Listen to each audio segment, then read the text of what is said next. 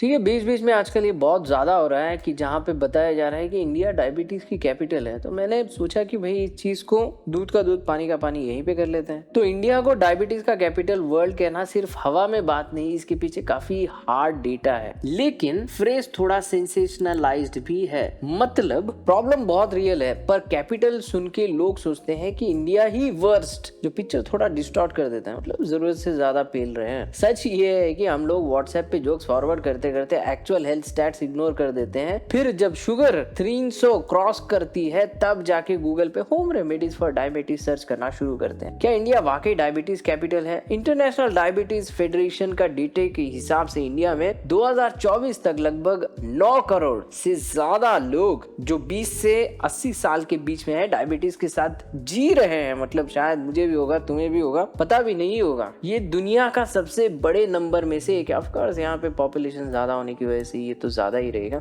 कुछ सालों में चाइना और इंडिया दोनों टॉप 2 से 3 कंट्री के काउंट में आते हैं, क्योंकि डायबिटिक पेशेंट के हिसाब से मीडिया और एक्सपर्ट्स ने इंडिया को बार बार डायबिटीज कैपिटल का वर्ल्ड का लेबल दे दिया। मीडिया इस बात में कितनी सच्चाई है? सच्चाई ये है कि दुनिया के टोटल डायबिटिक लोगों का लगभग 15 से 20% के बीच हिस्सा सिर्फ इंडिया में आता है, जो एक्सट्रीमली हाई कॉन्सेंट्रेशन है। मतलब कम जगह है, बहुत ज्यादा लोग रहते हैं। जैसे फॉर एग्जांपल यहाँ पे आता हूं मैं और यहाँ पे लिखूंगा इंडिया नहीं वर्ल्ड पॉपुलेशन। एक मिनट मेरे को पता है क्या लिखने का। World population divided into 4 parts. बहुत ही आई ओपनिंग है। ठीक है, तो ये क्या बता रहा है कि भाई ये जितना एरिया है उतने ही लोग इस एरिया में है, उतने ही लोग इस एरिया में है और उतने ही लोग इसमें है। तो बहुत ज्यादा कॉन्सेंट्रेशन है, इसीलिए कैपिटल ऑफ डायबिटीज बन गया। गवर्नमेंट डेटा के हिसाब से इंडिया में करीब 10 लोग डायबिटीज से अफेक्टेड है, जो सिर्फ नंबर नहीं हेल्थ और इकोनॉमी दोनों पर हेवी लोड डालता है। इकोनॉमी पे कैसे हेवी लोड डालता है भैया? ये बात मुझे समझ नहीं आई कि आप कह रहे हो कि इकोनॉमी पर भी हेवी लोड डालता है।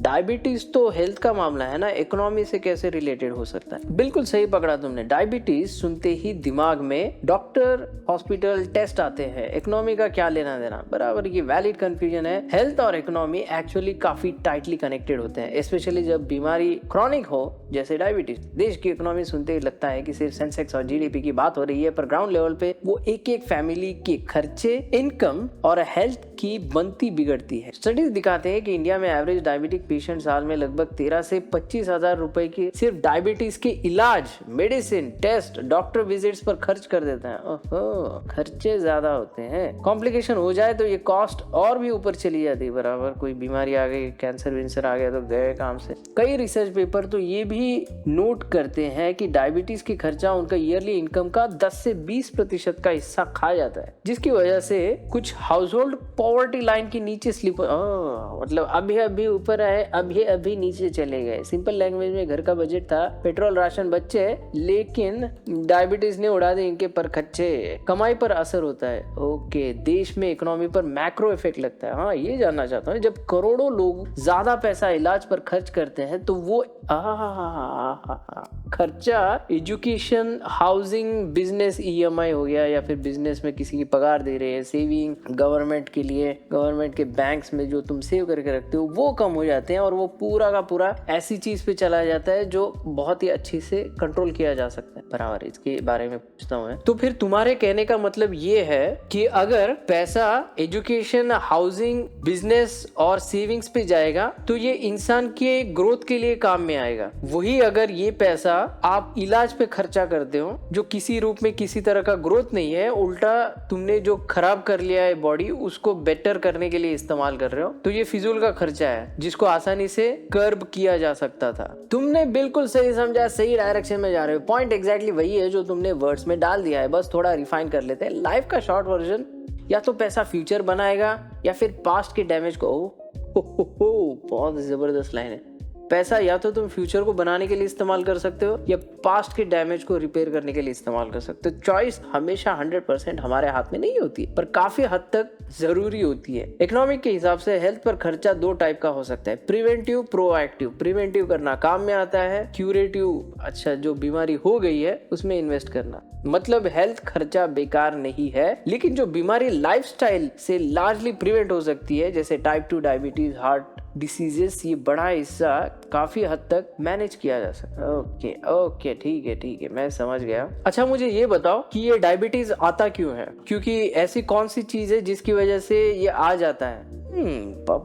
अच्छा, सबसे ज्यादा केरला में सबसे ज्यादा है कि आते high risk of type 2 diabetes Mizoram में सबसे ज्यादा है। भाई वहाँ पे तो पहाड़ में काम कर रहे हैं, बड़ी अलग कहानी है भाई। डायबिटीज एक ही वजह से नहीं आती, ये दो चीजों का कॉम्बो है। और बॉडी का इंसुलिन ठीक काम न करना और टाइम के साथ पैंक्रियास का इंसुलिन कम प्रोड्यूस करना, और इस हिसाब से लाइफस्टाइल और जेनेटिक्स का मसाला। ओके, जीने के तौर तरीके और हमारे पूर्वज ने दिए हुए उनके तरीके। नॉर्मल काम में इंसुलिन ब्लड से ग्लूकोज के सेल को अंदर ले जाता है। टाइप 2 डायबिटीज में सेल इंसुलिन की बात कम सुनते हैं, इसीलिए ग्लूकोज ब्लड में ही घूमता रहता है। मतलब इंसुलिन एक ऐसी चीज है जो ग्लूकोज को डिसॉल्व करता है, लेकिन जब टाइप 2 डायबिटीज आती है तो ग्लूकोज इंसुलिन की बात नहीं मानता, इसलिए ग्लूकोज ना ऐसे हवा में आवारा बंदों की तरह घूमते रहते हैं। बॉडी पे एक्स्ट्रा इंसुलिन बना के एडजस्ट करती है। बॉडी पहले एक्स्ट्रा इंसुलिन बना के एडजस्ट करती है, फिर धीरे धीरे पैंक्रियास तक जाता है, इंसुलिन प्रोडक्शन गिरता है और शुगर कंसिस्टेंटली हाई रहने लगती है। यही डायबिटीज है। ये क्यों आता है? Genes, family history. अगर पेरेंट्स या क्लोज रिलेटिव्स को डायबिटीज है तो तुम्हारा वो डायबिटीज आना हाईएस्ट चांसेस ज्यादा है। लाइफस्टाइल, कम फिजिकल एक्टिविटी। हाँ, कम फिजिकल एक्टिविटी, पूरा दिन बैठना, ये तो हमें स्कूल से ही पढ़ाया जाता है कि एक ही जगह बैठ के रहो। एक्सरसाइज ना के बराबर। अभी तो बच्चों को तो खेलने भी नहीं दिया जाता है, उल्टा जो 18 घंटे पढ़ाई करता है वो सबसे महान होता है और डायबिटीज के बाद में सबसे कम बलवान होता है। High calorie diet, white rice. अच्छा, व्हाइट राइस, मैदे की चीजें, डीप फ्राइड चीजें, शुगर, ये तो भाई बच्चों को तो उल्टा गलत बताया जा रहा है कि भाई एक ही जगह पे बैठ के पढ़ाई करते रहो, तुमको जो चाहिए हम खाने के लिए देंगे। मैदे की चीजें होंगी या शुगरी ड्रिंक्स होंगी या स्वीट होंगी या जंक फूड प्रोसेस, मतलब रास्ते पे जो कुछ भी बिना सोच समझे बनाई हुई चीजें। वेट गेन होता है, स्पेशली पेट के आसपास चर्बी, बेली फैट बनती है और इंसुलिन रेजिस्टेंस को और स्ट्रॉन्ग बना देती है। अच्छा, ये इंसुलिन की बात ही नहीं मानता है। अच्छा, मेरे को समझ में आया। इसको एक नया सवाल पूछते हैं। तो बेसिकली तुम कह रहे हो कि हमारे बॉडी में इंसुलिन नाम की एक चीज निकलती है, लेकिन कभी कभी जब डायबिटीज का खतरा बढ़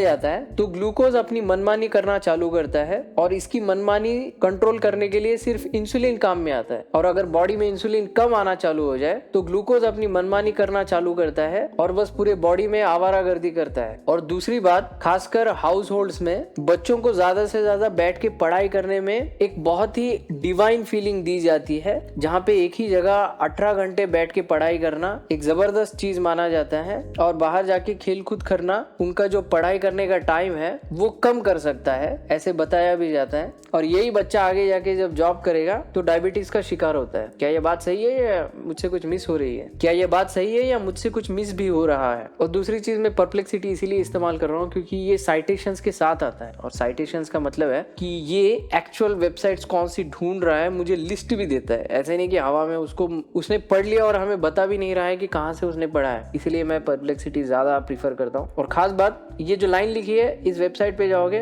तो वो बता रहा है कि इस वेबसाइट पे इस लाइन के अंदर से, अगर मैं यहाँ पे क्लिक करता हूँ तो वो एग्जैक्टली बताता है कि इस आर्टिकल के अंदर से उसने उस पॉइंट को उठाया है। तो तुमने जो पूरी स्टोरी इमेजिन की है, इंसुलिन वर्सेस ग्लूकोज और बच्चों को कुर्सी पे चिपका के अच्छा बना के रखना है, डायरेक्शन बिल्कुल सही है। मतलब मैं जो कह रहा हूँ वो सही था, बस थोड़ी फाइन ट्यूनिंग चाहिए। अच्छा, इसमें जरूरी है। हमारी हेल्थ की कहानी थोड़ी बॉलीवुड जैसी है। हीरो इंसुलिन होता है, विलन ग्लूकोज नहीं। असली विलन ग्लूकोज नहीं होता है, असली विलन सिचुएशन होती है। जैसे हीरो बैटमैन है तो विलन जोकर नहीं है, जोकर तो सोसाइटी की वजह से बन जाता है। असली विलन सेडेंटरी लाइफस्टाइल और जीन्स का प्रोडक्शन हाउस है। बॉडी में इंसुलिन नाम का हार्मोन पैंक्रियास से निकलता है। इसका काम ब्लड से ग्लूकोज के क्या हाँ, बॉडी में इंसुलिन नाम का हार्मोन पैंक्रियास से निकलता है। इसका काम है ब्लड से ग्लूकोज को सेल के अंदर भेजना ताकि एनर्जी बन सके। टाइप 2 डायबिटीज में प्रॉब्लम ये होती है कि सेल्स इंसुलिन के बाद कम सुनने लगती है और टाइम के साथ पैंक्रियास भी कम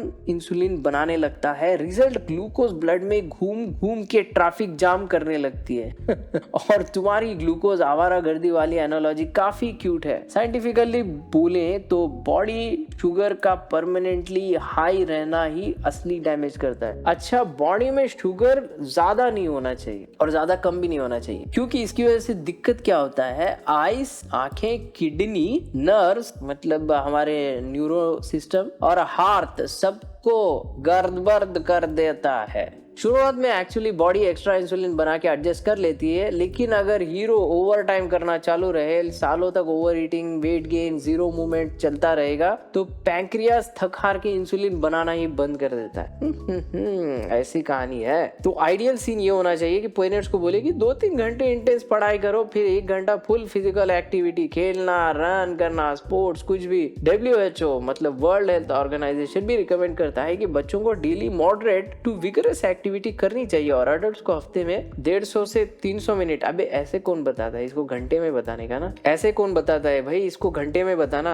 आज 2 से 5 घंटे फिजिकल 5 घंटे, अरे दादा यहाँ पे तो 12 घंटे की तो शिफ्ट होती है, 5 घंटे कहाँ से निकाले। ठीक है, लेकिन मतलब 1 घंटा तो निकालना ही पड़ेगा यार, रफली आ गया ना लाइन पे यार, रफली 30 मिनट, जिसको निकाल के 5 दिन हफ्ते में, तो दिन का 30 मिनट, ठीक है, ज्यादा नहीं। अनुलोम विलोम, सूर्य नमस्कार, हाँ ये पूछ लेते, क्या सूर्य नमस्कार और अनुलोम विलोम कर लिया तो डायबिटीज को कुछ हद तक टक्कर दे पाएंगे? और एकदम हाई इंटेंसिटी वाला सूर्य नमस्कार किया जिसमें बॉडी का मूवमेंट बहुत ही फास्ट रहेगा, तो ये कैसा रहेगा? क्योंकि ज्यादा से ज्यादा दिन में आधा घंटा निकाल सकते हैं, 15 मिनट भी बहुत मुश्किल से निकलता है आजकल। सूर्य नमस्कार, अनुलोम विलोम डायबिटीज को टक्कर देने में काम आ सकते हैं, स्पेशली अगर रोज रोज कंसिस्टेंटली कर पाओगे, पर ये खुद में मैजिक सॉल्यूशन नहीं है, ओवरऑल लाइफस्टाइल का पार्ट है। डायबिटीज के साथ डील करना थोड़ा एग्जाम जैसा है, सिर्फ एक इंपॉर्टेंट क्वेश्चन याद करके पेपर क्लियर नहीं होता, पूरा सिलेबस थोड़ा थोड़ा कवर करना पड़ता है। ओके, मतलब अगर मैं यहाँ पे पूछूं तो लाइफस्टाइल में एक्सरसाइज तो आ गया,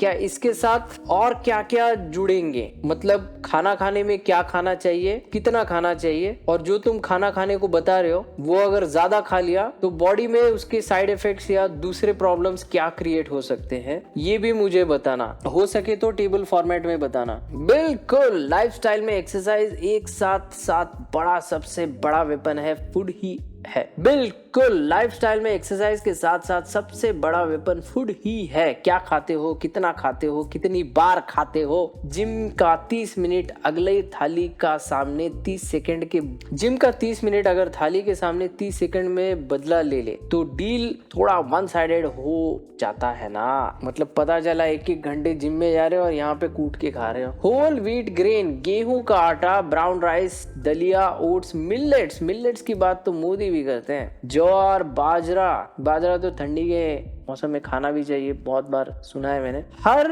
मेन मील में प्लेट का लगभग 1/4 हिस्सा, ज्यादातर लोगों के लिए 2 से 3 छोटी रोटियां, 1 से 1.5 कटोरी कुक्ड होल व्हीट ग्रेन पर मील एक्टिविटी के हिसाब से। ज्यादा क्वांटिटी टोटल से कैलोरी बढ़ेंगे, weight gain, belly fat, insulin resistance और शुगर स्पाइक का रिस्क बढ़ेगा। अच्छा ठीक है, तुमने जो टेबल फॉर्मेट में लिख के दिया है इसको मुझे ऐसे समझ लेना कि एक बंदा 5 फीट का है और उसका वजन 50 किलो का है और उसकी उम्र 30 साल का है, तो इसके हिसाब से ग्राम्स में कौन सी चीज कितनी खानी चाहिए टेबल के हिसाब से बता देना, और टेबल के रूप में ही बता देना। तुम जिस एग्जाम्पल बंदे की बात कर रहे हो, 5 फीट 50 किलो 30 साल नॉर्मल वेट, मान लेते हैं कि नॉर्मल एक्टिविटी करता है, तो इसके हिसाब से होल व्हीट ग्रेन 150 से 180 ग्राम खाना चाहिए, 400 से 500 ग्राम मतलब आधा किलो कुक्ड बनेगा। सुबह 30 से 40 ग्राम ओट्स, दलिया, दोपहर में 40 से 60 ग्राम आटा, रात में 50 से 60 ग्राम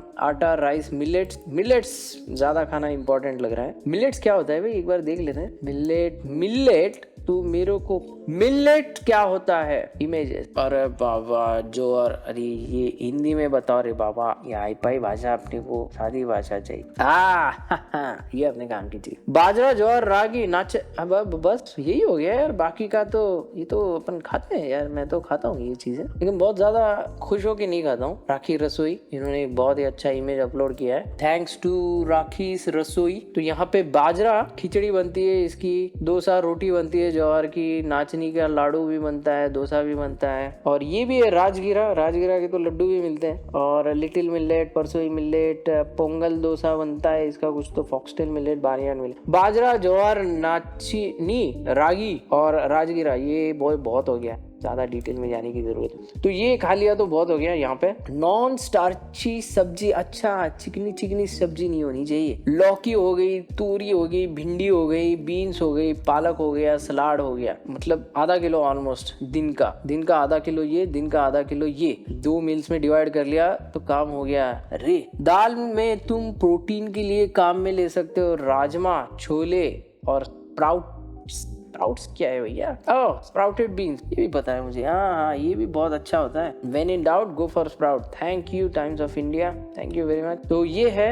और प्रोटीन के मामले में अगर डेयरी और एग से लेना चाहते हो तो पनीर, दही, दूध और अंडा। तो दही मेरे को बहुत अच्छा लगता है, खट्टा भी होता है, मिल्की भी होता है, अच्छा भी होता है और जल्दी भी मिलता है, और वो दूध का भी काम कर ही देता है। तो दही बेस्ट है। तो अंडे ये हो गया, पनीर कितना चाहिए भैया? 50 ग्राम दही। फ्रूट्स, होल फ्रूट्स, जूस नहीं।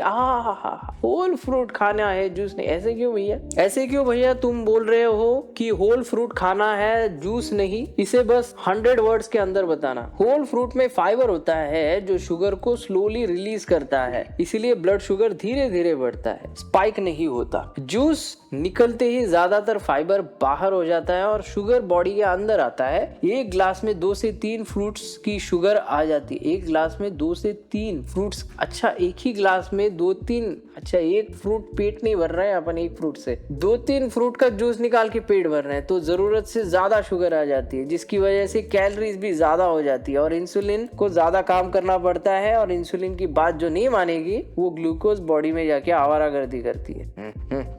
ऐसा ही क्या? ये हो गया फैट्स, तेल, घी, एक 3-4 चम्मच, एक ही चम्मच खा लेता हूँ मैं वैसे तो। दिन में 2 चम्मच खा सकते हैं, दिन में, दोपहर में 2 चम्मच, शाम में 2 चम्मच। नट्स एंड सीड्स, बादाम, अखरोट, फ्लैक्स, चिया क्या? मुझे लगता है ये, इसको पूछ लेना पड़ेगा गूगल में क्या है भैया। इसको फ्लैक्स और chia in Hindi, chia seeds, flax seeds. वाह, अगर वही होता तुमको हिंदी में लिख देते। यही तो प्रॉब्लम है भैया, तुम अपनी भाषा को समझने की कोशिश नहीं कर रहे हो। अलसी, चिया और मेथी के भी दाने। अच्छा इस तरह का होना चाहिए, मतलब बेसिकली बॉडी में जो कुछ भी ग्लूकोज दे रहे हो धीरे धीरे रिलीज होना चाहिए। दही, छाछ, शुगरी चीजें, मिठाई, डेजर्ट, शुगर वाली चाय, आइडियली रोज 0 ग्राम क्या होता है भैया? इसको कैसे गिनूंगा मैं? अगर लेना ही है तो सिर्फ ओकेजनली लो। ओके, स्वीट्स को तो ओकेजनली, बच्चों को तो ठूस के मिठाई दी जाती है भैया। हफ्ते में 1-2 बार छोटा पीस मिठाई खा लिया तो भी बहुत हो गया। कोल्ड ड्रिंक और पैक्ड जूस अवॉइड करो, हो सके तो 1 साल में 1 बार ले लो। अरे बाप रे, कंपनी तो भाई अपने एम्प्लॉयज को बस डबल शिफ्ट काम करवाती है और ड्रिंक्स पे ड्रिंक्स दे जाती है। डीप फ्राइड जंक, आइडियली रोज 0 ग्राम। आइडियली क्या होता है भैया? कभी कभी 30 से 50 ग्राम से ज्यादा नहीं जब लेना है तो अच्छा भैया ये तो क्या है, मेरे को ऐसे लग रहा है। हाँ ये मैं इसको एक कमेंट बहुत अच्छा दे सकता हूँ, ये मेरे दिमाग में बहुत अच्छी कहानी है। तो इस हिसाब से आप ये कह रहे हो कि शुगर और डीप फ्राइड जो चीजें होती है उसे कम से कम खाना चाहिए, और ये जनरली हैप्पी बर्थडे के टाइम पे ज्यादा दिया जाता है। तो इस हिसाब से दोस्त कम से कम हो, या फिर ऐसे हो जिनके बर्थडे बहुत दूर दूर रहे, या फिर हर महीने में एक दोस्त का बर्थडे रहेगा तो मेरे बॉडी में शुगर का इंटेक कम रहेगा। क्या मैं बात सही कह रहा हूँ या मुझसे कुछ गलती हो रही है? हाफ जोक हाफ ट्रूथ है, और दोनों का एंगल भी इंपॉर्टेंट है। साइंटिफिकली भी एडेड शुगर और डीप फ्राइड चीजों को रोज का पार्ट नहीं, ओकेजनल ट्रीट मानना चाहिए। ओके, कभी कभी चोच ले। प्रॉब्लम ये है कि हमारे यहाँ ओकेशंस का मतलब होता है कल ऑफिस में केक, परसों घर पे हलवा, वीकेंड पे समोसा, कैलेंडर पे ज्यादा पेट बिजी रहता है। हेल्थ गाइडलाइंस के मुताबिक added sugar ideally total sugar का 5 से 10% से कम होना चाहिए। अडल्ट्स के लिए रफली 30 से 25 ग्राम से ज्यादा होना चाहिए। तुम्हारा लॉजिक बिल्कुल सही है, जितना कम फ्रीक्वेंसी उतना कम डैमेज रहेगा। हर हफ्ते में 3 से 4 बार हेवी शुगर फ्राइड खाने से डेफिनेटली रिस्क ज्यादा होता है कंपेयर टू महीने में 1-2 बार। हफ्ते में 3-4 बार नहीं, महीने में 1-2 बार। अगर बर्थडे बहुत फ्रीक्वेंट है तो हर बार फुल पार्टिसिपेशन मत रखना, बॉडी के लिए जेन्युइनली प्रॉब्लम बन सकता है। हर पार्टी में थोड़ा सा टेस्ट लेना है, ज्यादा खाना नहीं है हमें। मतलब बेसिकली तुम्हारा ये कहना है कि अगर डायबिटीज को कंट्रोल में रखना है तो 30 मिनट का अनुलोम विलोम और सूर्य नमस्कार हाई इंटेंसिटी वाला, जितना हो सके बॉडी को मूवमेंट रखने वाले काम करने हैं। बाजरा, ज्वार, राजगीरा, नाचनी, इससे बनी हुई चीजों को खाना है। मसल्स को प्रोटीन देने के लिए राजमा या फिर स्प्राउटेड बीन्स खाना है। शरीर में कैल्शियम की रिक्वायरमेंट फुलफिल करने के लिए दही मुझे लगता है खा लेना सही होगा। और जो मीठी चीजें हैं जैसे शुगर स्वीट्स हो गया या फिर तली हुई चीजें जैसे समोसे पकोड़े हो गए, महीने में एक आध बार खा लेना है। और फ्रूट्स पे जब फोकस करते हैं तो पूरा अखंड फ्रूट खाना है, ना कि उसका जान निकाल के रस निकाल के खाना है, क्योंकि एक फ्रूट में पेट आसानी से भर जाता है और वही अगर उसका जूस निकाला जाता है तो 3-4 फ्रूट्स को लेकर उसका जूस बना के पी लेना पड़ता है, जिसकी वजह से शरीर में 2-4 फ्रूट्स ज्यादा गिर जाते हैं। और इस तरह से जो आवारा गुंडागर्दी ग्लूकोज बॉडी में करता है, हालांकि ग्लूकोज बॉडी के लिए जरूरी है लेकिन आवारागर्दी नहीं होनी चाहिए। और इसके लिए हमें इंसुलिन की मदद करनी चाहिए ताकि इंसुलिन भी अपना काम आसानी से कर पाए और ग्लूकोज भी शरीर में जितना चाहिए उतना बना रह पाए। क्या मैं ये बात सही कह रहा हूँ या मुझसे कुछ और भी मिस हो रहा है? दादा मुझसे क्या कह रहा है सुनो। बड़ी सॉलिड समरी निकाली तुमने, ओवरऑल डायरेक्शन बिल्कुल सही है, बस कुछ जगह थोड़ी पॉलिशिंग और 2-3 चीजें ऐड करनी चाहिए ताकि पिक्चर फुल कंप्लीट हो जाए। तुमने जो रिकैप दिया है उसको देख के लगता है अगर स्कूल बुक ऐसी लिखी जाती तो हाफ लोग साइंटिस्ट बने होते, हाफ स्टैंड अप कॉमेडी। जो तुमने बताया है ये बिल्कुल सही पकड़ा है। डायबिटीज को कंट्रोल प्रिवेंट करने का एक कोर कॉम्बो होता है रेगुलर मूवमेंट, सेंसिबल डाइट और वेट को कंट्रोल में रखना। ये साइंस भी बोलता है, सिर्फ बाबूस का ज्ञान नहीं है। मिलेट्स, होल ग्रेन्स, बाजरा, ज्वार, रागी, नाचनी, राजगीरा, रिफाइंड चीजें जैसे मैदा और व्हाइट राइस से डेफिनेटली बेटर ऑप्शन है। इनमें फाइबर ज्यादा होता है, डाइजेशन स्लो होता है, शुगर धीरे रिलीज होती है, इंसुलिन के लिए मदद होती है, इंसुलिन पे कम लोड गिरता है। राजमा, छोले, स्प्राउट्स जैसी बीन्स अच्छा प्रोटीन प्लस फाइबर जो शुगर को कंट्रोल करता है, पेट भरने के काम में आता है और लॉन्ग टर्म में रिस्क कम करने में बहुत हेल्पफुल होता है। दही कैल्शियम प्लस प्रोटीन का एक बहुत अच्छा सोर्स भी होता है, गट की हेल्थ भी सपोर्ट होती है, इसीलिए डेली थोड़ा क्वांटिटी बेनिफिशियल माना जाता है। बिना ज्यादा चीनी के तो दही चीनी नहीं खानी है। बस पता चला कि शुभ होता है, पता चला कि मुन्ना भाई एमबीबीएस में बताया कि दही चीनी की वजह से शुभ कार्य होता है, तो शुभ के चक्कर में 2-3 किलो दही चीनी खा ली। मिठाई, डीप फ्राइड चीजों को महीने में एक आध बार छोटे पोर्शन तक लिमिट किया जा सकता है। ये रियल वर्ल्ड के हिसाब से प्रैक्टिकल है, ऑफ कोर्स इनको कैसे मैं मिस कर सकता हूँ। और हेल्थ फ्रेंडली अप्रोच भी है। होल फ्रूट जूस, फाइबर की वजह से शुगर धीरे रिलीज होता है, रिस्क कम होता है। जूस में 3 से 4 फ्रूट्स की जगह 1 ग्लास में आ जाती है, जिससे डायबिटीज का रिस्क बढ़ सकता है। ओके, मतलब फ्रूट्स अगर कम रहेगा और पूरा का पूरा फ्रूट खा लोगे तो फाइबर बॉडी के अंदर धीरे धीरे रिलीज होता है। तो धीरे धीरे रिलीज करने वाली चीजें देखनी है जो ग्लूकोज बॉडी में रिलीज होती है। Regular physical activities super important है, ये 100% सही है। स्टडीज भी दिखाती है कि 150 मिनट इतना तो नहीं निकाल सकता हूँ, ये आधा घंटा बहुत हो गया। ब्रिस्क वॉकिंग, नॉर्मल सूर्य नमस्कार बहुत हो गया, एक ही जगह पे कर लिया तो चल जाएगा। योगा प्राणायाम, योगा भी अपने से नहीं चलता, अनुलोम विलोम बहुत हो गया। और सिर्फ 30 मिनट हाई इंटेंसिटी सूर्य नमस्कार ही नहीं, दिन भर की टोटल मूवमेंट भी मैटर करती है। स्टेयर्स से चढ़ना, छोटे वॉक्स, भाई पसीना आ जाता है तो डिओड्रेंट किस चीज की काम में आता है। बॉडी के लिए कैलेंडर सिर्फ जिम टाइम नहीं होता, ये उसको पूरे दिन तक ideal versus active bank statement दिख रहा होता है। तुमने जो सोचा है मिलेट, बीन्स, पाउडर, दही, whole wheat, rare sweet chunks है, ये ब्रॉड लेवल पे डायबिटीज फ्रेंडली पैटर्न है। रिसर्च भी इसी डायरेक्शन में हमें ले जाना चाहती है। मिलेट्स भी ग्रेन्स ही हैं, इसीलिए अनलिमिटेड नहीं, क्वालिटी कंट्रोल पर भी जरूरी ध्यान रखना चाहिए। प्रोटीन सोर्सेज मिक्स रखो, अच्छा दाल, राजमा, छोले बीच बीच में मिक्स करने चाहिए, सिर्फ एक पे डिपेंडेंट मत रहो। ओके, एक पे डिपेंडेंट नहीं रहना है। दही अच्छा है, लेकिन बहुत मीठा लस्सी या शुगर वाला श्रीखंड के डायरेक्शन में मत जाइए। दही मानकर दही खाइए। बिल्कुल सही, ग्लूकोज बॉडी में फ्यूल के लिए काम में आता है।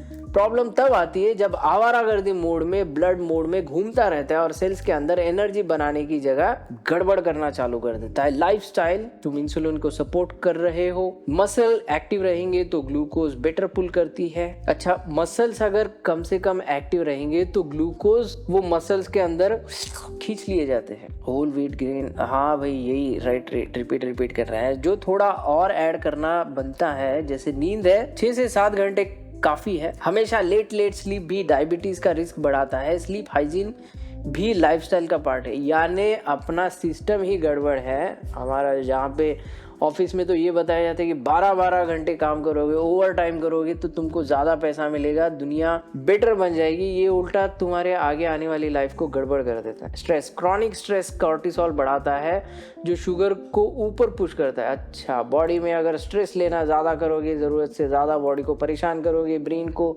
ज़्यादा ओवर टाइम पे ओवरलोड रखोगे तो कॉर्टिसोल रिलीज होता है, जिसकी वजह से इसको हैंडल करने के लिए बॉडी शुगर रिलीज करती है, शुगर को हैंडल करने के लिए इंसुलिन करता है और सब गड़बड़ हो जाता है। इसीलिए अनुलोम विलोम, मेडिटेशन और बीच बीच में स्पिरिचुअल ब्रेक्स भी बहुत ज़रूरी होते हैं। स्मोकिंग, अल्कोहल, ये ज़्यादातर लोग इसीलिए ज़्यादा इस्तेमाल करते हैं ताकि उनकी जो लाइफ के प्रॉब्लम्स है उसको डील करने में ये बहुत मदद करती है, ताकि ब्रेन भंड रहे और अपना काम चलता रहे। और ये आगे जाके डायबिटीज़ और कार्डियोवास्कुलर इश्यूज़ को प्रॉब्लम देता है, मतलब मदद करता है तुम्हारी अच्छी तरह से। रेगुलर टेस्ट होना चाहिए। अगर फैमिली हिस्ट्री है, मतलब तुम्हारे माँ बाप, दादा दादी, नाना नानी, पापा पापी, ये सब लोग की फैमिली की हिस्ट्री में कहीं पे डायबिटीज़ है और बेली पर फैट ज़्यादा है, तो ये भी आपको डायबिटीज़ की दिशा में ले जाने वाला है। तो सरासरी तुम्हारा ओवरऑल अंडरस्टैंडिंग डायरेक्टर वाइज बिल्कुल पॉइंट पे है। तुमने इंसुलिन, ग्लूकोज का लॉजिक सही तरह से समझा है। मूवमेंट, मिलेट्स, प्रोटीन्स, दही, स्वीट जंक को लिमिट करना, होल फ्रूट को खाना जूस के बजाय, और बस उसके साथ स्लीप को मेंटेन करना, स्ट्रेस को समझ लेना, स्मोकिंग, अल्कोहल को अवॉइड करते हुए अनुलोम विलोम को बॉडी के अंदर लाना और रेगुलर चेकअप बनता रहना चाहिए। तभी जाके डायबिटीज को का ये जो भूत है इसको तुम आसानी से दूर रख सकते हो। ऐसे नहीं कि गाड़ी पे मिर्च लगाते हैं ना, वो कहते हैं ना lemon and chilli for good omen है, ये लगा लेते हैं। ये लगाने से कुछ नहीं होगा दादा, आपके शरीर को समझने की काम में आता है। अगर आपने डायबिटीज का ध्यान नहीं रखा तो एक दिन इतना लगाना पड़ेगा बॉडी के हर एक पार्ट पे, बॉडी के हर एक पार्ट पे, समझ रहे हो, हर एक पार्ट पे। तो यहीं तक रखते हैं आज की कहानी, दूध का दूध और पानी का पानी। और अगर इसी तरह के और भी सेशंस कंटिन्यू करते हैं तो आपके जो भी डाउट्स है आप कमेंट्स में लिख के रखिए, ताकि उन्हीं के बेसिस पे मैं थोड़ा और भी डीप में जा सकता हूँ। जरूरत नहीं ये हेल्थ से रिलेटेड हो, किसी भी टॉपिक से रिलेटेड हो सकता है। टफ टॉपिक भी उठा सकते हैं, उन्हें थोड़ा सा सेंसर करके हम आसानी से दिखा पाएंगे, क्योंकि बेसिकली भारत माता की जय बोलने से कुछ नहीं होता। वो भारत माता के अंदर जो लोग रहते हैं उनके अंदर विजय की फीलिंग आनी चाहिए। जय तो हर कोई बोल सकता है।